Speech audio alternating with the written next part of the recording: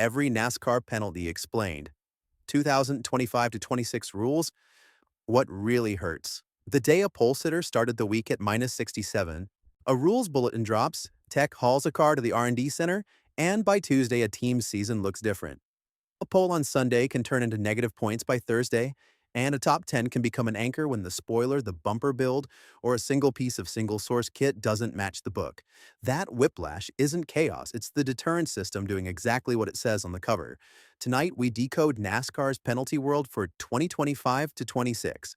So you'll know the difference between a slap on the wrist, a season bender, and the kind of manufacturer hit that ripples through wind tunnel hours and CFD runs. Stay to the end, and I'll give you a simple read of a post-race press note that predicts how heavy the hammer's about to fall. The Deterrence System. 3 tiers, 1 message. NASCAR's penalty ladder still climbs from L1 to L3, and it exists to stop creativity from turning into cheating.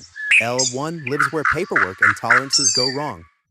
Process misses, post-race minimums, or parts that are out of spec without being weaponized. SL2 is where you tamper with the DNA of the next gen, especially single-source components, engine seals, electronics, or the aerodynamic devices that control wake and balance. L3 is the line you're not supposed to see up close, major integrity breaches that can alter competition or safety at scale. The menu of pain scales with the tier, fines that start in 5 figures and climb, driver and owner points deductions large enough to delete a month of results, playoff point cuts that cripple seating, and suspensions that park the people who make the car go fast. The structure is public by design. You're meant to know where the cliffs are. What 2025 added? The manufacturer chapter. There's a new page for 2025 that matters even if you never turn a wrench. Infractions tied to the OEM side can now hit the badge itself. That means manufacturer points can vanish, wind tunnel time can shrink, CFD run allotments can be cut, and scheduled vehicle tests can be pulled. It's a smart pressure valve. If an advantage is born upstream of the team garage, the penalty travels upstream too.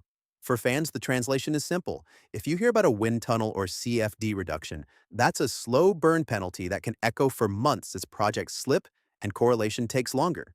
Where the big penalties come from. The headlines usually start at the track but finish at the R&D Center. NASCAR's post-race inspections increasingly catch the quiet stuff. Base of spoiler tweaks that change how air leaves the deck, bumper assemblies with reinforcement that alters crush or shape, hidden alterations to single-source parts, or wiring and ECU decisions that touch controlled systems.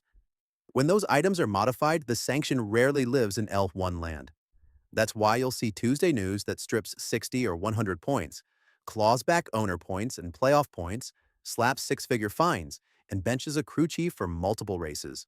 If the phrase modification to a single-source part appears, get ready for teeth. What points deductions really mean. Driver points move your name on TV. Owner points move the business. Playoff points travel with you as armor once the bracket begins.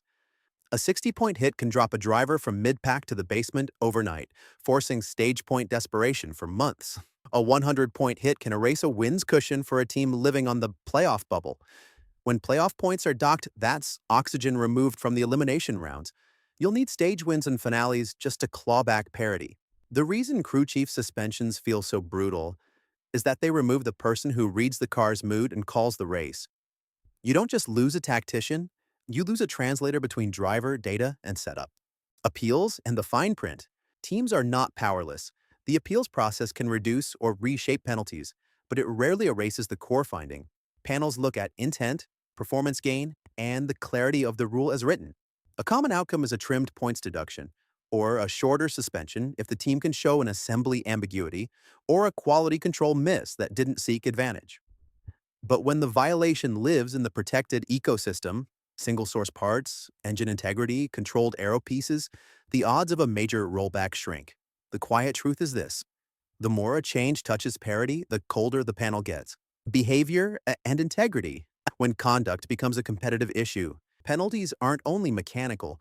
NASCAR polices member conduct because credibility is part of competition. Actions that manipulate a race outcome, retaliatory driving that endangers people, or behavior that damages the sport's reputation can pull points, trigger fines and suspensions, and bench decision-makers on a championship weekend. You'll sometimes see multiple teams hit together after NASCAR gathers radio, data, and intent. Those moments are ugly, but they're also signals. Integrity is the rule that makes the rest of the rulebook worth reading. The damaged vehicle policy and why it matters. You'll hear teams talk about the clock. That's the repair window under the damaged vehicle policy. The gist, if the car is hurt, you have limited time on pit road to make it safe and legal before the work must continue in the garage. The nuance is that in 2025, the policy better distinguishes repairs that preserve safety from creative rebuilding. Miss the line, and you earn the most avoidable penalty in the sport. A car sent to the back or out of the race because ambition outran the stopwatch. When the clock is generous, strategy gambles with tape and toe link swaps become possible. When it isn't, survival mode rules. Story time? How a Tuesday changes a season. Picture it.